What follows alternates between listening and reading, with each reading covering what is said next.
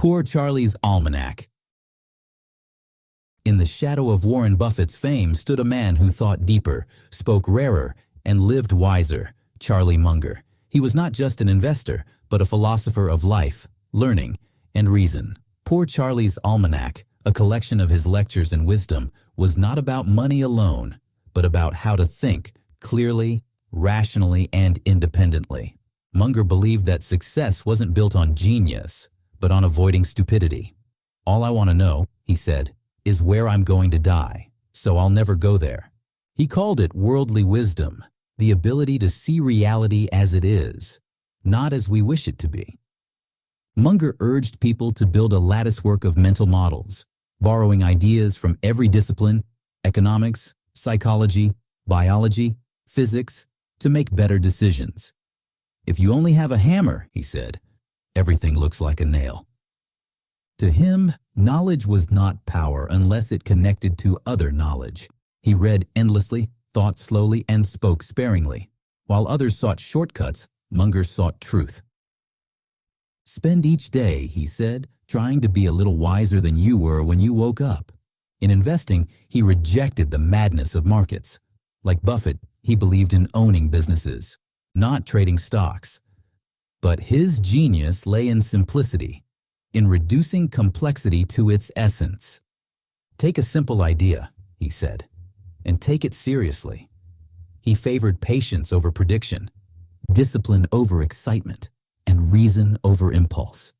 He knew that the market was a reflection of human emotion, greed, fear, and envy, and that mastering oneself was the ultimate edge. Munger despised envy, calling it the only deadly sin that gives no pleasure. He believed that temperament mattered more than IQ, that the calm, rational mind could conquer the chaos of life.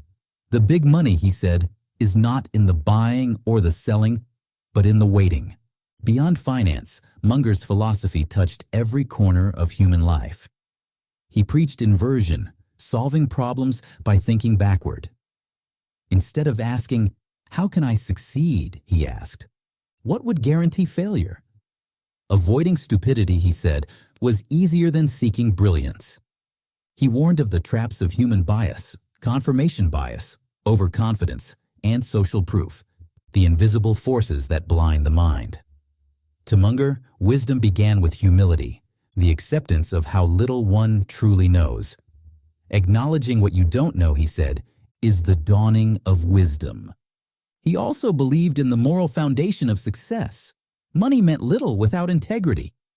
"It's better," he said, "to do business with someone you like and trust than someone who's clever."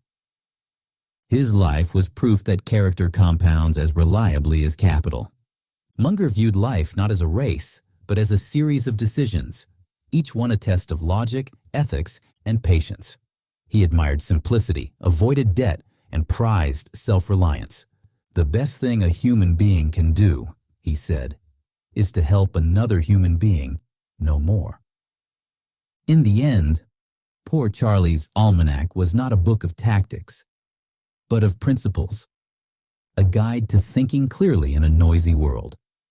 It taught that the mind, like capital, must be compounded with care through curiosity, humility, and discipline. Charlie Munger's wisdom endures not because it is clever, but because it is true. His legacy is not in what he built, but in how he thought, rationally, generously, and without illusion. He proved that success is simple, but never easy. "Go to bed smarter than when you woke up," he said, "and you'll live a life few can imagine."